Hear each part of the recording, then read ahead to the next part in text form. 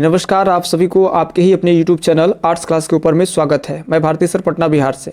तो जो बच्चे इस बार 2023 में बोर्ड एग्जाम देने वाले हैं 12th क्लास के, उनके लिए ज्योग्राफी का वीडियो सीरीज लेकर के आ गए हैं। तो जितने भी आपका 12वीं कक्षा में जो आपका भूगोल है, ज्योग्राफी है, उनके सभी पार्ट्स को हम लोग देख लेंगे। जितना आपका टॉपिक है, जैसे जनसंख्या है, मानव विकास है, प्राथमिक क्रिया, द्वितीयक क्रिया, तृतीयक एवं चतुर्थक क्रियाकलाप या फिर परिवहन वगैरह है, ये सबको बारीकी से देखेंगे, जितने ऑब्जेक्टिव है उन सबको। तो पहले जो आपका ज्योग्राफी का ये प्रश्न है सर, वो आपके स्क्रीन पे दिख रहा होगा।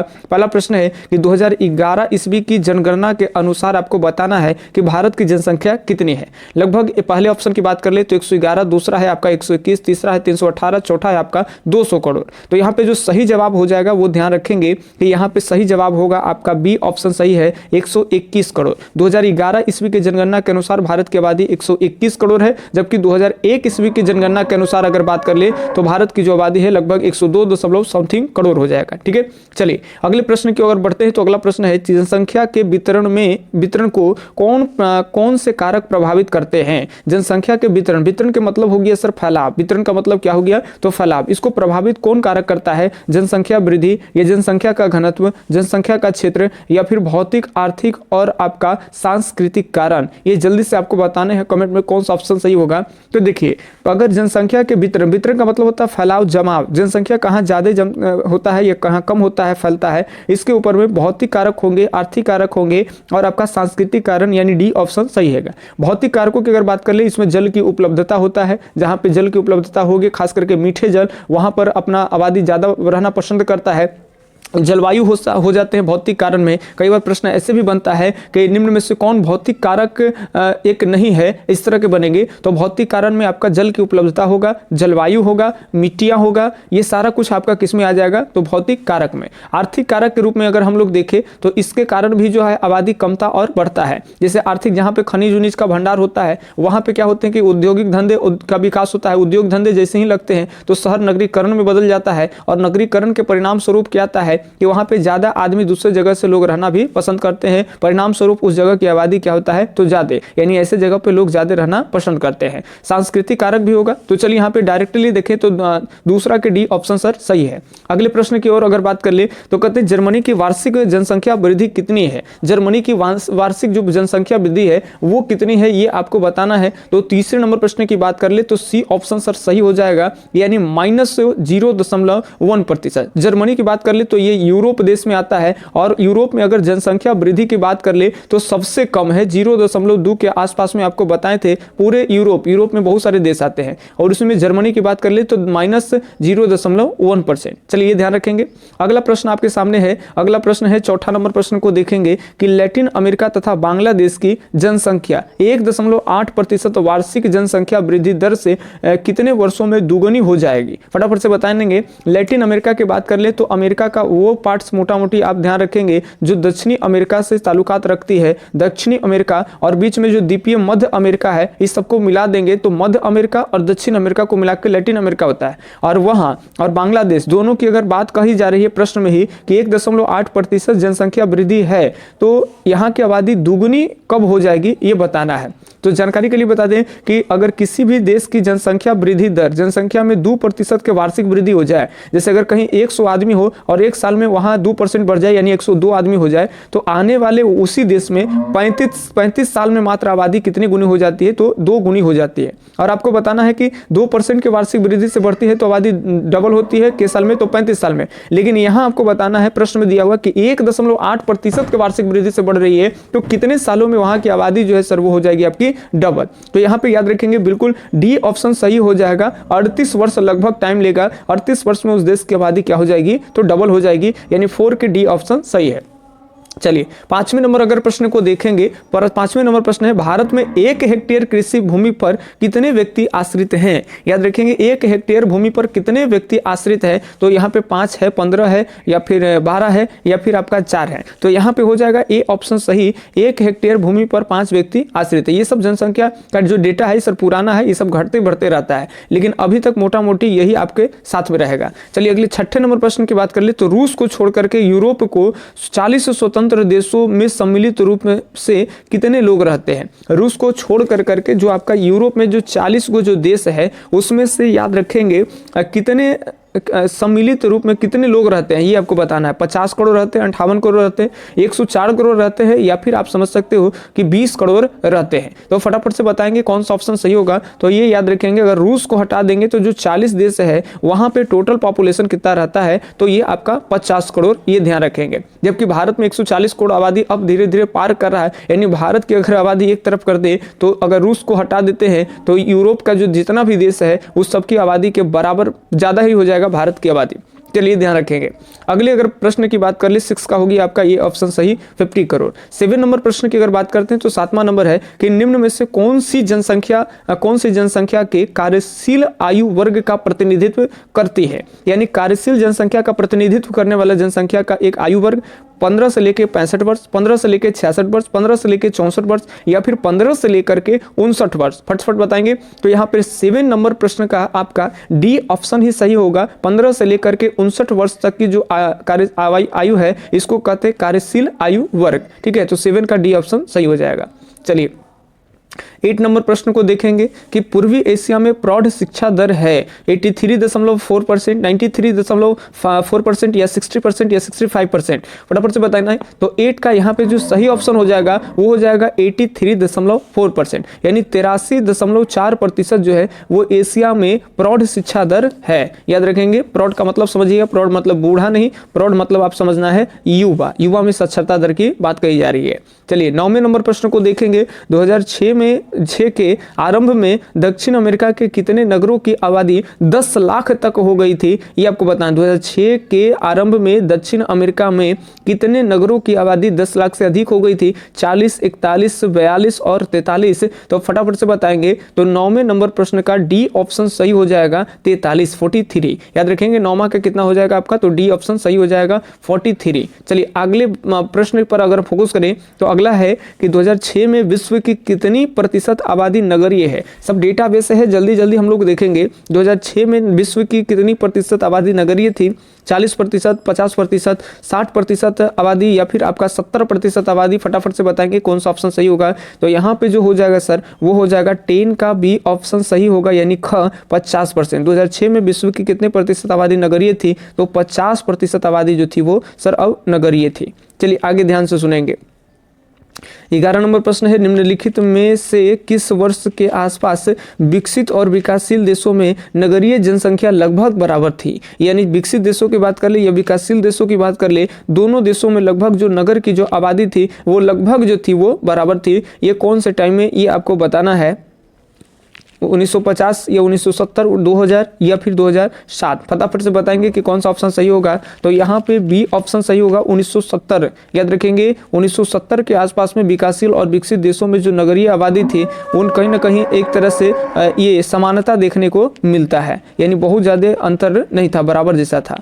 चलिए 12 नंबर प्रश्न, ये सब प्रश्न आते भी हैं और इंपॉर्टेंट भी है। भारत की प्रथम संपूर्ण जनगणना कब हुई थी? 1881 में, 1891 में, 1901 में या फिर 1911 में। फटाफट से बताएंगे। तो भारत में जो पहली जो संपूर्ण, देखिए यहाँ पे लगा हुआ संपूर्ण, तो संपूर्ण जनगणना की बात कर ले तो 1881 में, जबकि जनगणना का प्रयास पहली बार 1872 में की गई थी। ये याद रखेंगे। तो 12 नंबर प्रश्न का याद रखेंगे कौन सा ऑप्शन सही होगा जी? तो 12 नंबर प्रश्न का ए ऑप्शन आपका सही होगा 1881। ठीक है, चलिए अगले हम प्रश्न की अगर संख्या बढ़े तो 13 नंबर प्रश्न की अगर बात कर ले तो ये रहा 13 नंबर सर प्रश्न कह रहा है क्या कि भारत में सबसे कम जनसंख्या किस राज्य की है? भारत में सबसे कम जनसंख्या किस राज्य की है? भारत में सबसे कम जनसंख्या हिमाचल प्रदेश के, अरुणाचल प्रदेश के, सिक्किम के या फिर गोवा के? फटाफट से बताएंगे। तो जो सही ऑप्शन हो जाएगा कि भारत में सबसे कम जनसंख्या, विरल जनसंख्या की बात कर लें तो सर सिक्किम है। लेकिन अगर वही सबसे कम जनसंख्या घनत्व रहता तो ये आपका अरुणाचल प्रदेश होता। लेकिन सबसे ज्यादा जनसंख्या भारत में यूपी की है और सबसे कम जनसंख्या की बात कर ले तो सिक्किम। लेकिन अगर जनसंख्या घनत्व से देखें तो सबसे ज्यादा जनसंख्या का घनत्व बिहार में है और सबसे कम जनसंख्या का घनत्व जो है वो सर आपका एपी या आंध्र प्रदेश हो जाता। ये याद रखेंगे आपका अरुणाचल प्रदेश में है। ठीक है, चलिए तो ये ध्यान रखेंगे। यहाँ से प्रश्न पूछे जाते हैं। अगले प्रश्न की बात कर ले तो 2001 के जनगणना के अनुसार इनमें से के अनुसार किस राज्य में जनसंख्या का घनत्व अधिक पाया जाता है। देखिए उसी तरह का प्रश्न आ गया आपका, जो अभी बताएं 2001 की जनगणना के अनुसार आपको बताना है कि भारत में किस राज्य में जनसंख्या का घनत्व यानी पॉपुलेशन डेंसिटी अधिक पाया जाता है। उत्तर प्रदेश, बिहार, पश्चिम बंगाल या फिर पंजाब। फटाफट से बताएंगे कौन सा ऑप्शन सही हो जाएगा। तो ये याद रखेंगे 14 के यहाँ पे बी ऑप्शन यानी बिहार जो है सर वो अभी सही हो जाएगा। ठीक है, चलिए 2001 के हिसाब से। चलिए अगला प्रश्न है कि 2001 की जनगणना के अनुसार पश्चिम बंगाल के बाद अधिक जनसंख्या घनत्व किस राज्य का था। फटाफट से बताएंगे किस राज्य का था। 1 मिनट, यहाँ पे थोड़ा सा लगता है मिस्टेक है, यहाँ ध्यान देंगे हमारी बातों को। यहाँ 2001 की जब बात आती है तो पहले वेस्ट बंगाल WB यानी पश्चिम बंगाल का जनसंख्या घनत्व ज़्यादा था। ठीक है, और दूसरी बात जो किसी राज्य की जनसंख्या घनत्व था 2001 की बात कर रहे हैं तो ये आपका बिहार है। ठीक है, लेकिन अब क्या हो गया है, पहले नंबर पे आ गया है जनसंख्या घनत्व के मामले में 2011 के बाद बिहार आ गया है। तो ये ध्यान देंगे जब भी 2011 के अगर लगा करके जनसंख्या घनत्व पूछे तो पहले स्थान आपका आ जाएगा वेस्ट बंगाल, दूसरे स्थान पर आ जाएगा आपका बिहार, और 2011 लगा के अगर पूछता है जो 2011 की जनगणना के अनुसार अगर पूछे तो पहले स्थान पे बिहार और फिर बाद में आपका आ जाएगा WB वेस्ट बंगाल। चलिए ध्यान रहेगा आपको। चलिए तो यहाँ पे प्रश्न के हिसाब से अगर देखें तो 15 नंबर प्रश्न का आपका कौन सा ऑप्शन सही हो जाएगा सर, तो ये आपका बिहार। जबकि 14 नंबर प्रश्न का कौन सा ऑप्शन सही होगा तो ये याद रखेंगे पश्चिम बंगाल। ठीक है, चलिए अगले प्रश्न पर देखें तो 16 नंबर प्रश्न है, निम्नलिखित में से कौन सा एक समूह भारत में विशालतम भाषाई समूह है। चीनी, तिब्बती, द्रविड़, ऑस्ट्रिक या भारतीय आर्य। फटाफट से बताएंगे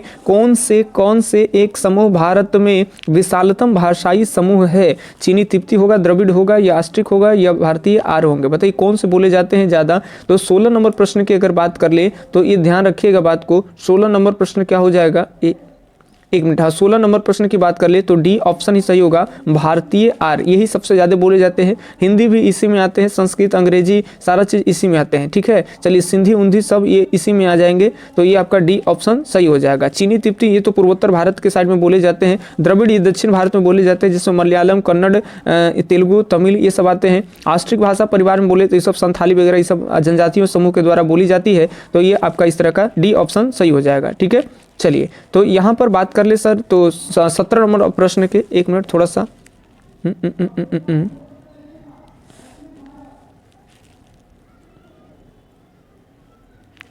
हाँ ठीक है।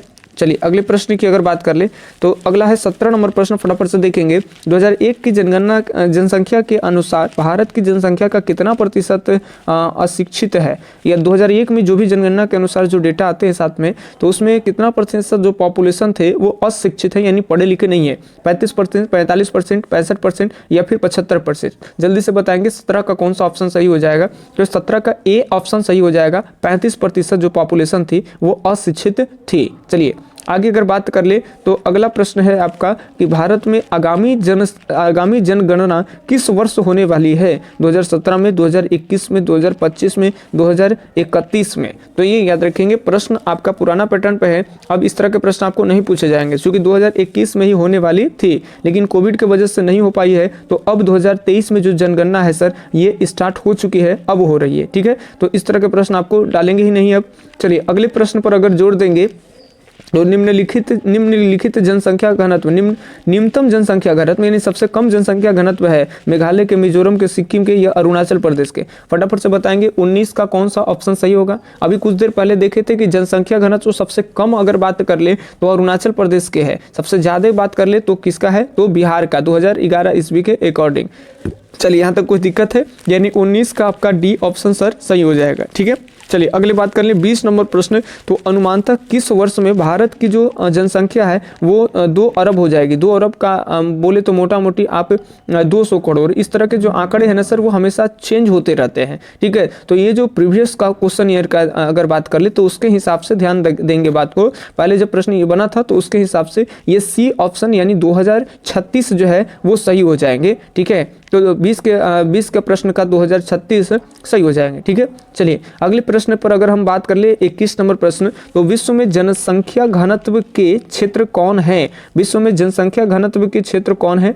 ऑप्शन 1 है न्यूयॉर्क और सघन जनसंख्या का रहा, फोकस करेंगे सघन जनसंख्या के क्षेत्र, न्यूयॉर्क और वाशिंगटन बर्लिन के निकटवर्ती क्षेत्र एवं भारत का उत्तर का मैदान, ये याद रखेंगे। दूसरे प्रश्न की अगर हम बात कर ले तो दूसरा प्रश्न है सर आपका पाकिस्तान एवं पश्चिमी भाग एवं यूरोप के पूर्वी भाग, नहीं यहाँ तो पॉपुलेशन बहुत कम होते हैं। श्रीलंका एवं बांग्लादेश का तटीय एरिया, यहाँ पर भी पॉपुलेशन बांग्लादेश में तो होते हैं लेकिन श्रीलंका पॉपुलेशन कम है। ऑस्ट्रिया एवं न्यूजीलैंड, यहाँ पर भी पॉपुलेशन कम है। देखिए भारत का अगर उत्तर विशाल के मैदान जहाँ पे आ गया, ये समतल मैदान वाला भाग है, ये जलोढ़ वाला भाग है, लोग यहाँ ज़्यादा बसना ज़्यादा पसंद करेंगे क्योंकि समतल मैदान में सड़क हो, चाहे परिवहन हो, चाहे उद्योग धंधे लगाना हो, ये सब आसान होते हैं। और उत्तर गंगा का मैदान तो सर गंगा नदी के द्वारा बना है, गंगा और गंगा की सहायक नदियों के निक्षेप से, तो यहाँ पर फायदा क्या है कि यहाँ पर प्रॉपर अगर बात कर ले तो यहाँ पे जलोढ़ मिट्टियाँ पाई जाती है और जलोढ़ मिट्टियाँ अधिक जनसंख्या का भरण पोषण कर सकती है। क्योंकि जब मिट्टी बहुत ज़्यादा उपजाऊ होती है तो यहाँ पे आप एक फायदा है कि यहाँ पर गहन कृषि कर सकते हैं। गहन कृषि क्या होता है? तो जहाँ पे जनसंख्या का अत्यधिक दबाव होता है जिस कृषि पर, उसको गहन कृषि कहते हैं। तो गहन कृषि भी होती है, तो यहाँ पे बिल्कुल सही जो ऑप्शन हो जाएगा वो 21 का 1 ऑप्शन जो है सर वो सही हो जाएगा। चलिए अगले 22 नंबर प्रश्न पे देखें कि निम्नलिखित में से कौन भाषा आर्य वर्ग में नहीं आती है? उड़ीसा, बंगाली, तेलुगु या फिर असमिया, फटाफट से बताएंगे। तो निम्नलिखित में से कौन भाषा आर्य भाषा वर्ग में नहीं आती है? उड़ीसा, बंगाली, तेलुगु या असमिया। तो देखिए भाषा में कौन सा कर रहा है? भाषा आर्य, आर्य आर्य आर्य यानी वही जो हिंदी वगैरह इसे बोली जाती है उसमें, तो आपको चूज करना, फटाफट बताइए कि कौन सा ऑप्शन सही हो जाएगा। तो यहाँ पे ध्यान सुनिएगा, उड़ीसा है, बंगाली है, माने उड़िया है, उड़ीसा में बोली जाती है, पश्चिम बंगाल में बंगाली, असम या असमिया, ये तीनों याद रखेंगे, ये आर्य भाषा परिवार में आता है, ठीक है। लेकिन तेलुगु आर्य भाषा परिवार में नहीं आता है। बात कर ले सर तेलुगु की, तो ये तेलुगु जो है ये आपका दक्षिण भारत में बोली जाती है और तेलुगु कौन से भाषा परिवार में आते हैं? तो द्रविड़ भाषा परिवार में आते हैं। तो नहीं पूछ रहा था, तो इसलिए 22 का सी ऑप्शन सही हो जाएगा। चलिए 23 नंबर प्रश्न को अगर हम देखेंगे तो 23 नंबर है कि भारत का प्रति वर्ग किलोमीटर जनसंख्या घनत्व 2011 ईस्वी के अनुसार बताना है कि कितना था। प्रति वर्ग किलोमीटर 267 व्यक्ति प्रति वर्ग किलोमीटर, या 225 व्यक्ति, या फिर 330 या फिर 382। 2011 ईस्वी के अगर अकॉर्डिंग बताएं तो सही ऑप्शन हो जाएगा 382 व्यक्ति प्रति वर्ग किलोमीटर, ठीक है। चलिए 24 नंबर प्रश्न की अगर बात कर ले तो ये है 2011 ईस्वी की जनगणना के अनुसार भारत के निम्नलिखित राज्यों में से किसमें साक्षरता दर निम्नतम है? सबसे कम साक्षरता दर वाला राज्य बताना है 2011 ईस्वी के अकॉर्डिंग। तो ये ध्यान सुनेंगे, इसमें नो डाउट कि सबसे कम साक्षरता दर कहाँ है? तो बिहार में। ये ऑप्शन है उत्तर प्रदेश, जम्मू कश्मीर, अरुणाचल प्रदेश, सबसे कम साक्षरता दर है बिहार में, ठीक है, 2011 के अकॉर्डिंग। अगले प्रश्न देखेंगे 25 नंबर, तो है कि बिहार के लोग किस भाषा परिवार से संबंधित हैं? ऑस्ट्रिक भाषा परिवार, द्रविडियन भाषा परिवार, यूरोपीय भाषा परिवार या फिर चीनी भाषा परिवार। तो बिहार के लोग क्या बोलते हैं सर? बिहार के लोग हिंदी बोलते हैं। और हिंदी बताओ चीनी में आएगा? तो नहीं आएगा। हिंदी ऑस्ट्रिक में आएगा? नहीं आएगा, ये जनजातियों का भाषा है। द्रविड़ भाषा परिवार नहीं आएगा, दक्षिण भारत में बोली जाती है, कन्नड़, मलयालम, तेलुगु, तमिल आते हैं। तो यूरोपीय, जिसको भारोपीय भाषा परिवार भी हम लोग कहते हैं, इसी को आर्य भाषा परिवार भी कहते हैं, तो हिंदी इसी में आते हैं। तो सी ऑप्शन सर सही होगा। 25 नंबर प्रश्न का याद रखेंगे, 25 नंबर प्रश्न का कौन हो जाएगा? तो सी ऑप्शन सही हो जाएगा, ठीक है। चलिए अगले प्रश्न पर देखें तो 26 नंबर प्रश्न है कि 2011 ईस्वी की जनगणना के अनुसार भारत की जनसंख्या निम्नलिखित में से कौन है? तो ये बताना है। ये 2001 में तो 2001 में 102 करोड़, ये 318 करोड़, ये 328 करोड़, ये 2 करोड़। तभी हम पिछले बार चर्चा कर दिए हैं कि 2001 में आबादी 102 करोड़ और 2011 में बात कर ले तो 121 करोड़ आबादी, ठीक है, लगभग याद रखेंगे। तो यहाँ पर 26 के आपका सी ऑप्शन सही है। तो चलिए इतना तक हम लोग देखें। अब हम लोग आगे के टॉपिक्स इसी में हम लोग देखेंगे कुछ, उसके बाद फिर हम लोग मानव भूगोल के मूल सिद्धांत, ये सारा कुछ हम आपको दिखाते हुए संपूर्ण ज्योग्राफी को हम लोग खत्म करेंगे। जितने ऑब्जेक्टिव्स हैं, आप चाहते हैं कि बेहतर से बेहतर आपका मार्क्स जो है वो आ जाए, तो आप हमारे इसी प्लेलिस्ट आर्ट्स क्लास के चैनल के प्लेलिस्ट में जाएंगे, जहां पे आपके लिए स्पेशल 2023 में जो विद्यार्थी एग्जाम देने वाले हैं उनके लिए प्लेलिस्ट बना दिया गया है और संपूर्ण ऑब्जेक्टिव को आप सीरीज के जितने भी हैं उसको बारीकी से देख लें, ठीक है। तो चलिए मिलते हैं अगले वीडियो सीरीज में, तब तक के लिए धन्यवाद। जय हिंद, अल्लाह हाफिज, आपका दिन शुभ हो।